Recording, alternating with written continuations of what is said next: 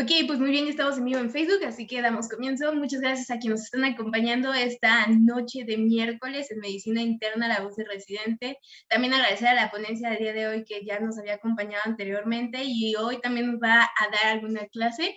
Les recomiendo, o más bien les recuerdo, que nos sigan en Facebook y en Instagram, en las páginas de la voz de residente para que estén al pendiente de todas las pláticas, o como a mí me gusta verlo como clases. Así escogen qué especialidad quieren escuchar, porque tenemos diferentes especialidades a lo largo de la semana, dependiendo del día, es la especialidad. Los miércoles tenemos o medicina interna o medicina de urgencias, a veces una que otra vez también anda por ahí cardiología, para que nos estén acompañando todos los miércoles. También les recuerdo que si no pueden acompañarnos en vivo completamente toda la clase, no se preocupen, las clases se suben el día siguiente en la página de YouTube de Medical Legal Center, solamente lo teclean y ahí va a encontrarse la plática del doctor Marco Antonio. En caso de que la quieran buscar por Facebook, búsquenlo en la página de Yo Soy Médico 17 y ahí también va a encontrar todas las clases que se encuentren en vivo. Me gustaría recordarles que si llegan a tener alguna duda, algún comentario o solamente quieran mandar sus saludos, sus felicitaciones, en caso de que usted nos esté viendo por Zoom, puede hacerlo en la parte del chat. En caso de que usted nos esté viendo por Facebook, lo puede hacer en la parte de comentarios. Si solamente quiere poner un like o un me encanta, pues también se entienden y son súper bienvenidos. Ahora sí, pues le cedo rápidamente la voz a quien venimos a escuchar como ponencia, egresado de la Universidad Autónoma de Nayarit, realizó su servicio social en investigación en el Instituto Nacional de Enfermedades Respiratorias, Ismael Costo Villalegas, residente de segundo año de Medicina Interna en el Nuevo Hospital Civil de Guadalajara, y pues es autor de diversas publicaciones científicas en revistas de alto impacto. Nos acompaña esta noche el doctor Marco Antonio Ponce Gallegos. Buenas noches, doctor Marco Antonio. Hola, buenas noches. Muchas gracias por la invitación nuevamente aquí a su programa. Venimos con todo el gusto del mundo. Y pues en este caso vamos a presentar precisamente una publicación, un caso recientemente aceptado en la revista de Hematología de México, que se titula Presentación atípica de mieloma múltiple como causa poco frecuente de fiebre de origen desconocido. Vamos a ir abordando el caso como lo hicimos en la ocasión pasada. Vamos a presentar cómo se fue desarrollando y luego vamos a discutirlo, ¿sale? Entonces, iniciamos. Se trata de una paciente femenina de 47 años de edad, originaria de Zapopan, perdón, de Guadalajara, Jalisco, residente de Zapopan, casada, secundaria completa y pues se dedica a ser ama de casa. Si ven, la edad está señalada en amarillo, los datos importantes que vamos a ir analizando van a estar señalados de esa forma. El motivo de consulta de la paciente a nuestra institución fue porque presentó astenia y adinamia. En cuanto a los antecedentes heredofamiliares de importancia, realmente para su padecimiento actual, ninguno importante, solamente con carga genética para diabetes mellitus tipo 2. En cuanto a sus antecedentes personales no patológicos, ella refiere no consumir alcohol, no consumir tabaco, no haber tenido exposición a humo por quema de biomasas, niega algunas otras toxicomanías, presencia de tatuajes, viajes recientes y COMBE clase 0. Ella refiere, pues, en cuanto a sus antecedentes ginecobstétricos, 4 gestaciones, 3 partos, un aborto. Refiere haberse realizado su último Papá Nicolau un mes previo a su ingreso al hospital y la última mamografía en 2019 con un resultado normal. En cuanto a sus antecedentes personales patológicos, ella refiere que durante sus gestaciones, pues varios médicos le dijeron que cursaba con anemia, para lo cual pues recibía solamente el tratamiento con hierro vía oral y pues no solamente tuvo hospitalizaciones previas secundario a sus eventos obstétricos. Refiere haber tenido una fractura a los 16 años secundario a una caída, la cual no ameritó tratamiento quirúrgico. Transfusiones y alergias negadas.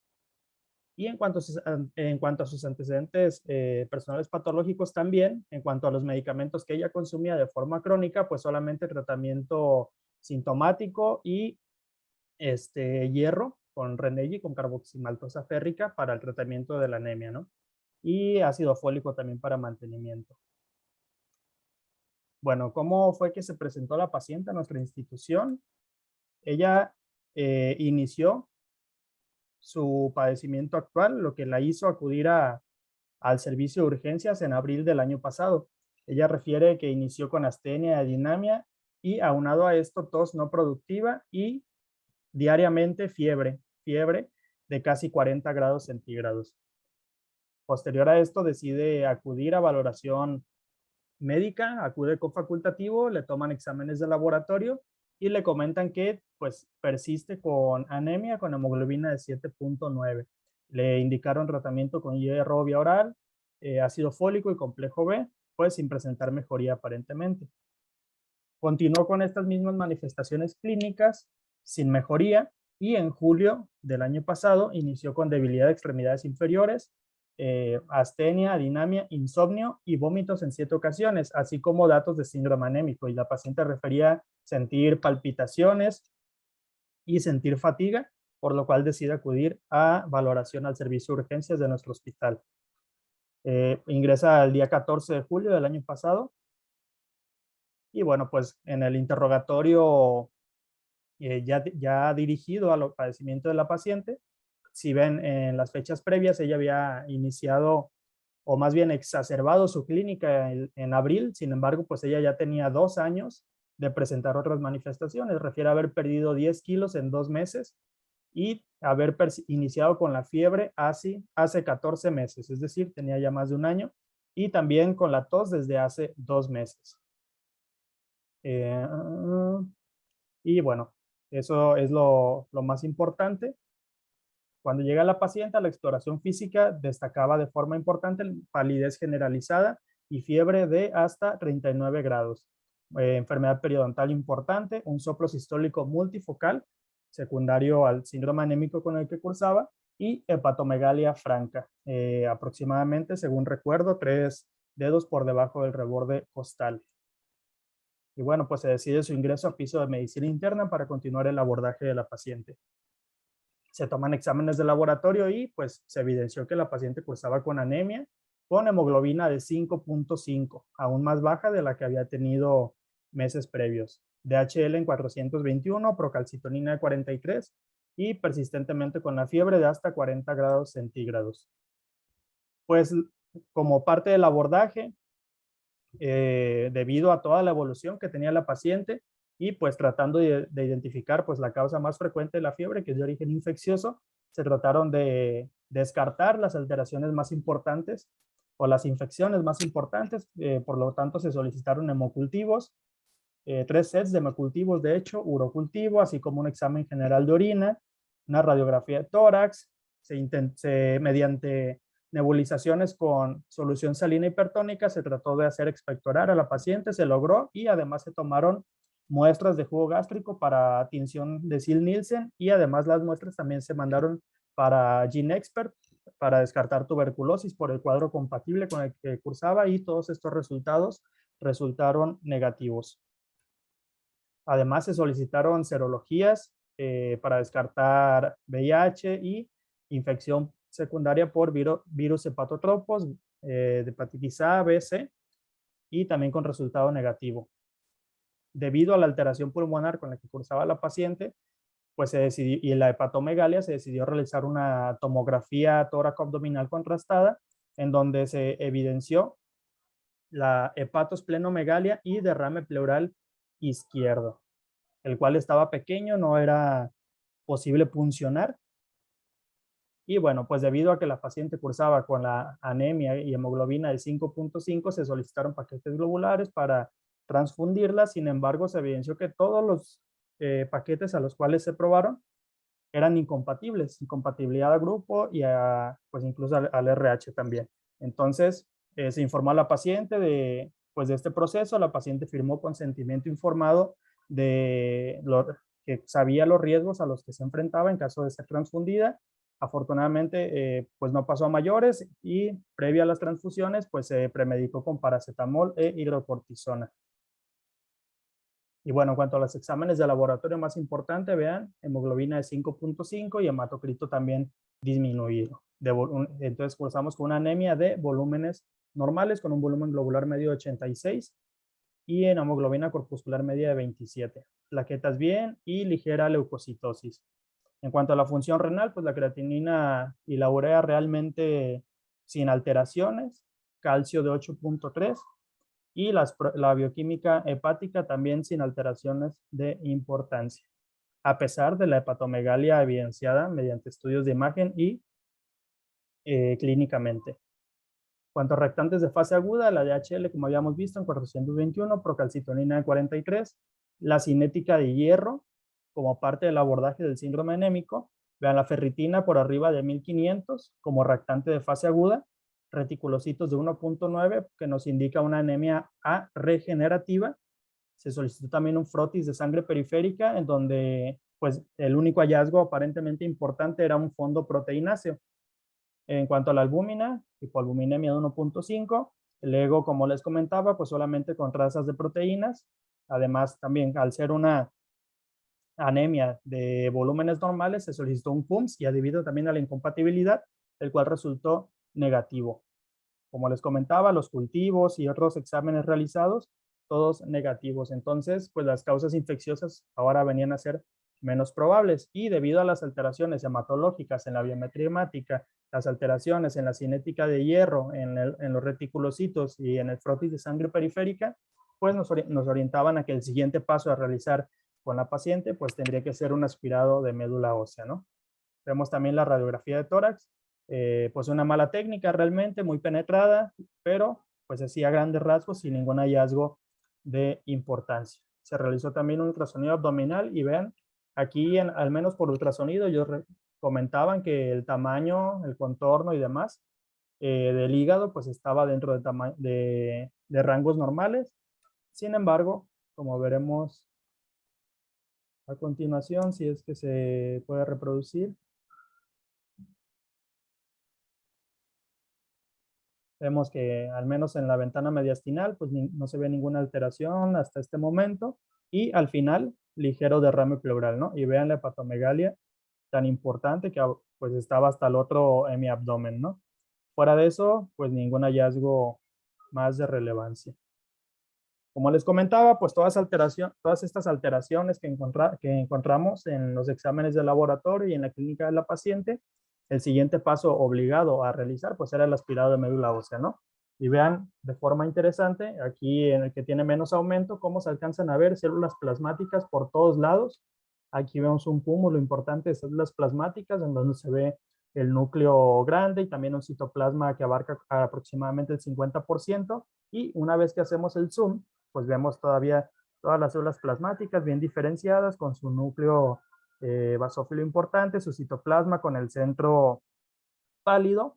Y aquí en esta zona podemos ver también un fenómeno que se suele ver en pacientes con mieloma múltiple, que es la pila de monedas o enrolox, ¿no? Y así es como se describió por parte de hematología. Vemos más de 80% de células plasmáticas maduras con características clásicas de estas células y además pues los fenómenos de pila de monedas o Rolox, ¿no? Que ya comentábamos. Y bueno, entonces pues la evidencia de estas células plasmáticas en el aspirado nos obligaba también a pedirle otros exámenes de laboratorio complementarios que desafortunadamente no se hacen dentro de nuestro hospital, pero que la paciente pues tuvo la capacidad de costear, ¿no? Le pedimos inicialmente cadenas ligeras en plasma, en donde se reportaron cadenas ligeras kappa y lambda elevadas, y así también como beta 2 microglobulina de 21, que de acuerdo al rango del laboratorio, pues también estaba incrementada. Desafortunadamente no cuento con la foto, pero además de eso también se realizó electroforesis de proteínas e inmunofijación de estas proteínas en suero. Como podemos ver en la electroforesis, vemos abundante proteína M reportada aquí y a su vez podemos ver en la inmunofijación cómo tenemos cadenas ligeras lambda y también proteína M de tipo IgA. Entonces, lo que nos dice esto es pues, que hay biomarcadores compatibles también con mieloma múltiple, como vemos acá también. En la inmunofijación se detectó en la banda monoclonal, como es clásico de mieloma múltiple, cadenas de tipo IgA aumentadas y de tipo lambda también aumentadas. Vemos hipoalbuminemia, como ya lo habíamos visto al inicio, y el aumento también de las globulinas, consistente también con el mieloma múltiple. Y bueno, pues entonces llegamos al final de cuentas con nuestro paciente al diagnóstico de mieloma múltiple, que ahorita vamos a ver cómo se realiza este diagnóstico. Hablando un poco de las generalidades de esta entidad, pues es una neoplasia maligna de células plasmáticas y se cataloga como la segunda neoplasia maligna hematológica más común después del linfoma no Hodgkin. Se dice que en Estados Unidos representa hasta el 10% de las neoplasias hematológicas y el 1% de todos los cánceres. Y al contrario, en México, a pesar de que no tenemos una epidemiología tan controlada como en Estados Unidos, pues hay algunos estudios que sirven de parteaguas y aquí se nos reporta que el mieloma múltiple ocupa el lugar número 23 entre los cánceres más frecuentes y se dice que la prevalencia de esta entidad es de casi 3 casos por 100.000 habitantes. La relación hombre-mujer de esta entidad es un poco más elevada en los hombres, de 1.4 casos de cada hombre por un caso de mujer. En cuanto al desarrollo de esta entidad, pues se necesita que exista una alteración a nivel del componente genético de las células plasmáticas, como pérdida de P53 y algunas translocaciones, que condicionen una proliferación aberrante de las células plasmáticas. Una vez que estas células plasmáticas comienzan a reproducirse, a diferenciarse, pues cuando estas están en menos del 10%, se dice que nos encontramos ante una gamopatía monoclonal de significado incierto, ¿no? Sin embargo, si existe un ambiente propicio con citocinas proinflamatorias que hagan proliferar a las células plasmáticas, pues de aquí se puede pasar hacia un mieloma múltiple asintomático y posteriormente progresar a un mieloma múltiple pues ya establecido, ¿no? Y a su vez también puede virar hacia una leucemia de células plasmáticas. Como vemos aquí, pues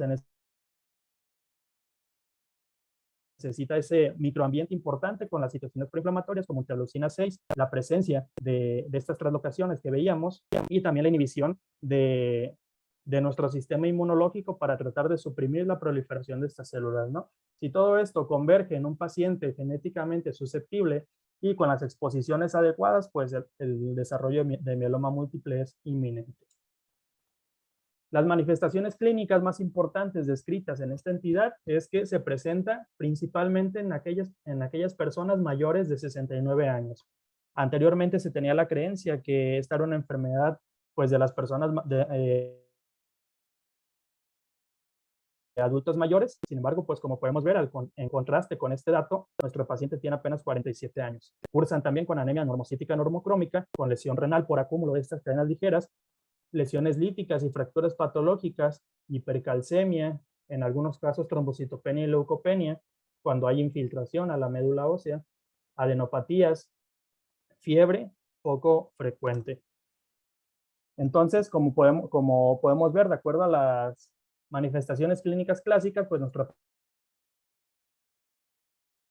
paciente, es mucho más joven que la edad descrita a la que aparece más frecuentemente, y además se presentó con fiebre, y la fiebre tenía incluso más de un año de haberse establecido, ¿no? Que inicialmente se presentaba semanalmente y posteriormente se fue haciendo cada vez más frecuente hasta presentarse diariamente y de forma continua. Además, la paciente no presentaba lesión renal, no tenía aparentemente lesiones líticas ni fracturas patológicas. Recordar que la fractura que tuvo a los 16 años, pues no la podemos asociar pues a esta entidad, y tampoco tenía hipercalcemia, ni trombocitopenia, ni leucopenia, ni adenopatías, ¿no? Entonces fue un caso pues atípico. Sin embargo, pues en la medicina recordar que realmente pues los cuadros típicos suelen ser las presentaciones más atípicas, ¿no? Un paciente generalmente no te llega con el cuadro clínico clásico descrito en los libros, y pues es nuestro trabajo indagar y llegar al diagnóstico. De acuerdo a UpToDate, los principales síntomas de inicio de esta entidad son la fatiga y el dolor óseo. La anemia se presenta hasta en el 73% de los pacientes, el dolor óseo en el 58%, elevación de ácidos casi en el 50%, fatiga y debilidad, hipercalcemia y pérdida de peso. De estos, pues nuestra paciente presentaba estos tres: la anemia, la fatiga y debilidad, y la pérdida de peso, ¿no? Y dentro de los síntomas y signos menos frecuentes, pues también cursaba con hepatomegalia, como lo podemos ver en la tomografía. La fiebre, vean, menos del 1% de los pacientes con mieloma múltiple se presentan con fiebre, ¿no? Incluso se dice que si tienes un paciente con este diagnóstico y hace fiebre, lo que tienes que hacer principalmente pues es descartar y tratar de abordar todas las causas infecciosas posibles antes de asociar que la fiebre sea secundaria al mieloma múltiple. Y en este caso también el mieloma múltiple es muy raro antes de los 50 años y nuestro paciente tiene 47. Y además el derrame pleural con el que cursaba la paciente, que también suele ser muy raro y aparece solo en estadios avanzados de la enfermedad. En este caso, pues este derrame no lo podemos asociar que sea un derrame paraneumónico, que sea un derrame por falla cardíaca o por alguna otra situación, pues entonces no nos quedaba de otra más que asociarlo al propio mieloma múltiple. Y bueno, pues entonces, ¿qué hay de relación en cuanto a la fiebre o fiebre de origen desconocido en el contexto de un paciente con mieloma múltiple? La ITSA nos define claramente lo que es la fiebre de origen desconocido y nos dice que es una temperatura persistente de más de 38.3 grados centígrados registrada en varias ocasiones durante más de 3 semanas, a pesar de haber realizado un abordaje exhaustivo en 3 visitas ambulatorias, o que esta fiebre dure más de 3 días de forma intrahospitalaria y que no se haya podido identificar la causa, o más de una semana en un abordaje ambulatorio, pero ya de forma invasiva. Nuestra paciente tuvo aproximadamente 14 meses con la presencia de picos febriles cuantificados en ocasiones hasta de 40 grados centígrados y fue multitratada con varios facultativos, se trató la anemia, sin embargo, pues de la fiebre nunca se le hizo caso y pues entonces, pues cumple prácticamente todos los criterios, ¿no? Para fiebre de origen desconocido. Y bueno, pues el diagnóstico que hicimos con la paciente fue posterior, creo, si mal no recuerdo, a 5 días después de su ingreso hospitalario. Müller y colaboradores describieron en un estudio retrospectivo de la Clínica Mayo, en donde incluyeron a más de 5,000 pacientes en un periodo comprendido de más de 25 años, que solo 9 casos de más de 5,000 pacientes se presentaron como fiebre de origen desconocido de forma inicial. Y bueno, también de acuerdo a la ITSA, las causas neoplásicas de la fiebre de origen desconocido rondan entre el 15 y el 30%, de los cuales la mayor parte de estas causas neoplásicas de FOD, pues las abarcan los linfomas, las leucemias y algunos tumores sólidos. Y se clasifica al mieloma múltiple como una causa rara de fiebre de origen desconocido. Y apoyando lo que dice la ITSA, Cucardali y sus colaboradores en 130 pacientes reportaron que mieloma múltiple representó 1.5% de las causas globales de fiebre de origen desconocido y el 9.5% de las causas neoplásicas. Vemos aquí en esta tablita como el mieloma múltiple, que se ve aquí, pues es una causa poco común de fiebre de origen desconocido. Esta es una imagen con algunos de los hallazgos de imagen que podemos encontrar en el contexto de estos pacientes. Vean cómo existen lesiones líticas a nivel de los huesos de la mano, lesiones a nivel del cráneo típicas que clásicamente se describen como lesiones en sacabocado. Las podemos encontrar pues sobre todo en el cráneo y en los huesos largos. Y bueno, ¿qué hacer cuando tenemos un paciente en el cual sospechamos que cursa con una gamapatía monoclonal?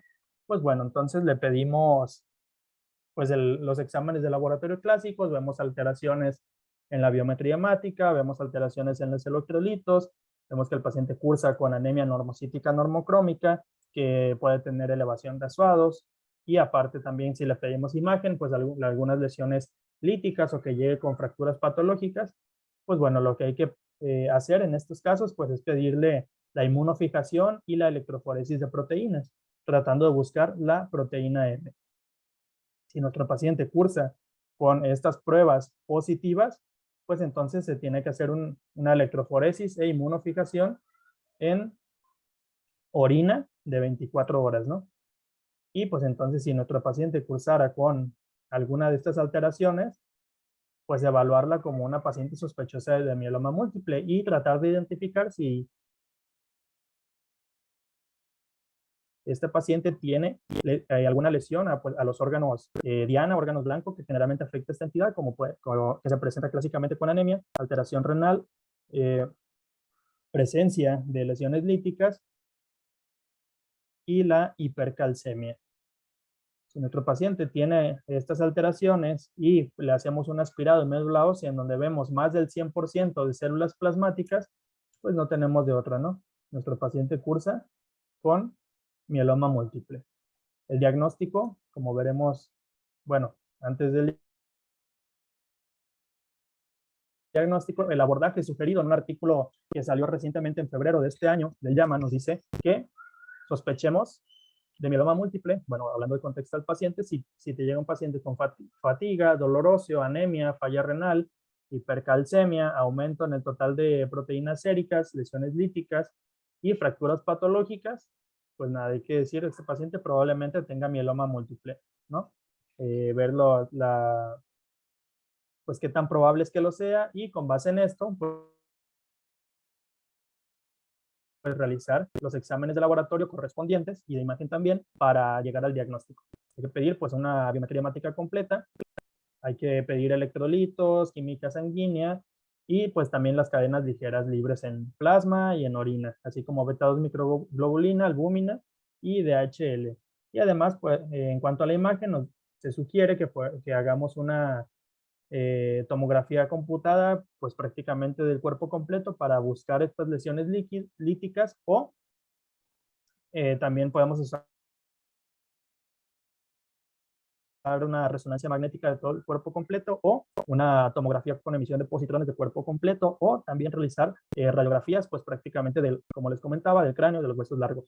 Si detectamos que nuestro paciente cursa con alteraciones laboratoriales de imagen y clínicas sugestivas de mieloma múltiple, pues le hacemos el aspirado de médula ósea y observamos las células plasmáticas que se encuentran ahí.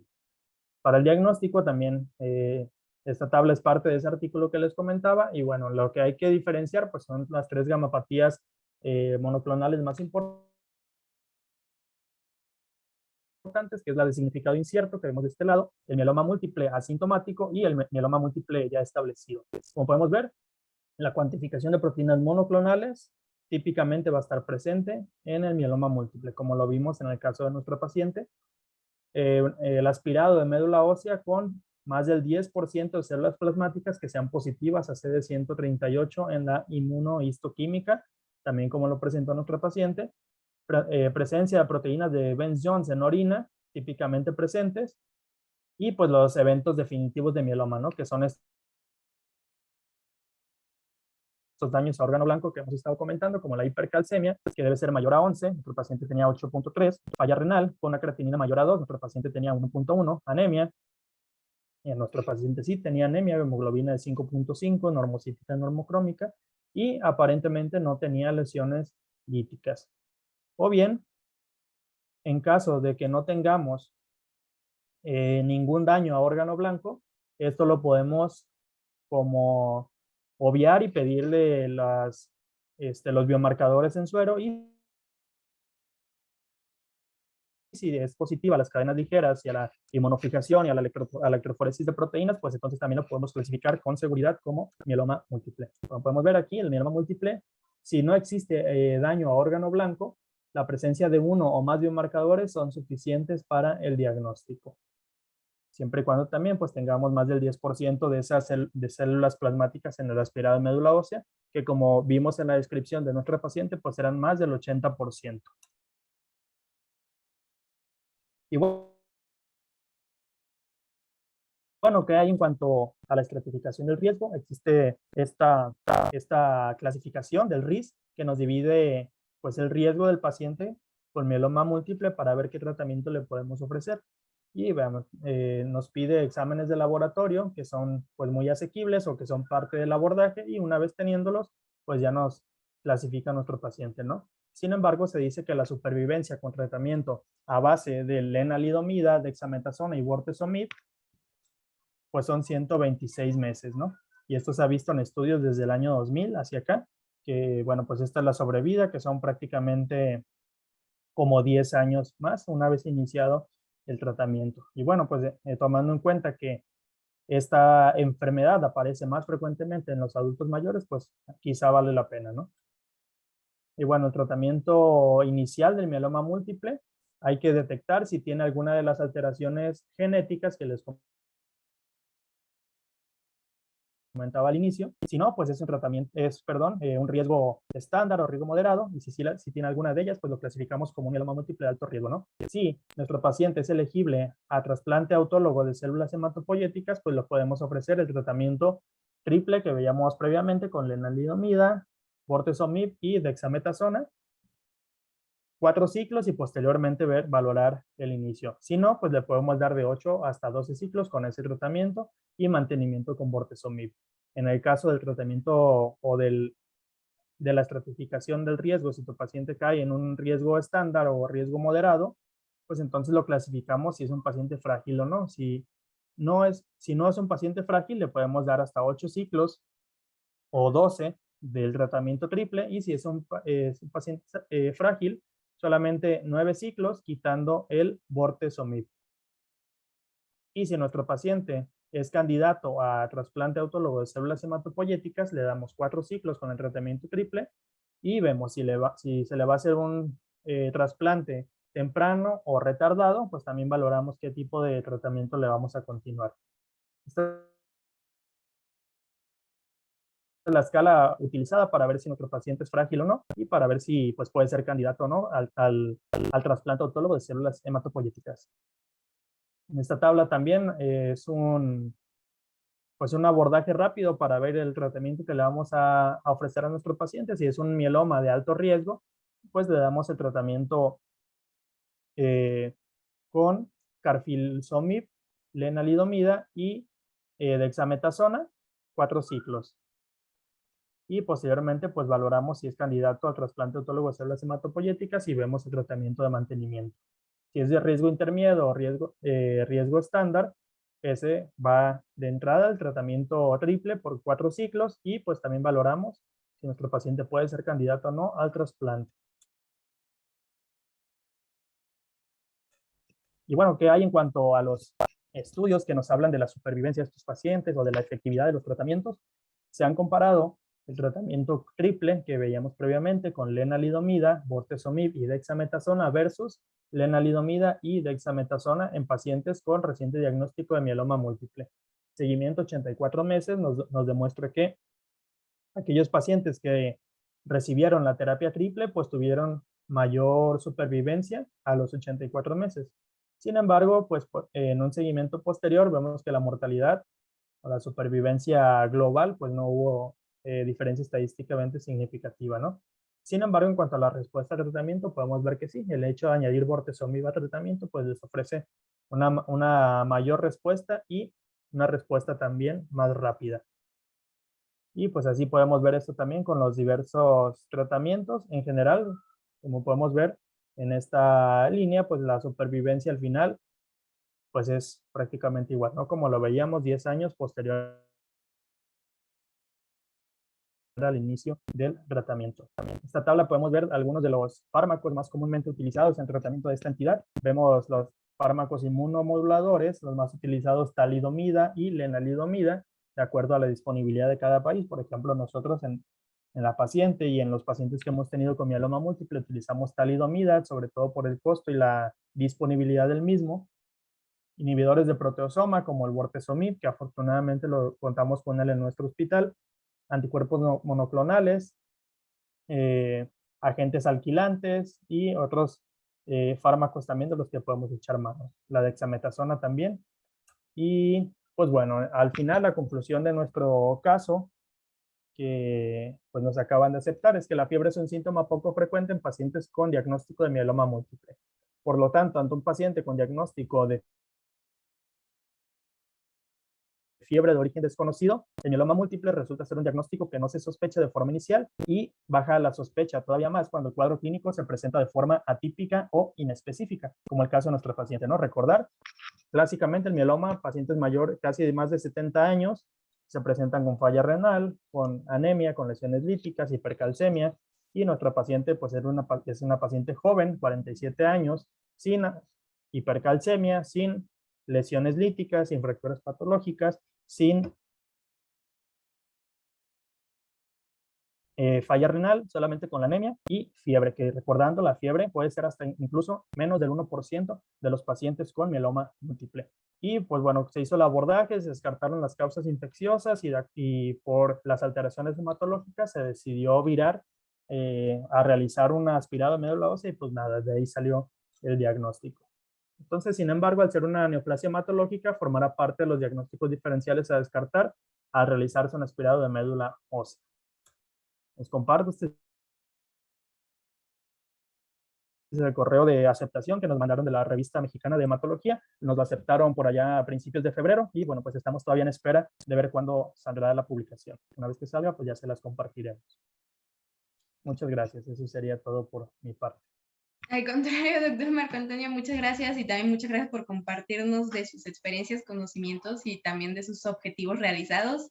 Si alguien tiene alguna pregunta, solamente quiere mandar felicitaciones, escríbanlo en la parte del chat en caso de que se esté viendo por Zoom, en caso de que se esté viendo por Facebook, háganlo en la parte de comentarios. Por el momento solamente veo comentarios y felicitaciones, así que mientras tanto me regala rápidamente, doctor Marco Antonio, un consejo para compañeros de residencia de medicina interna.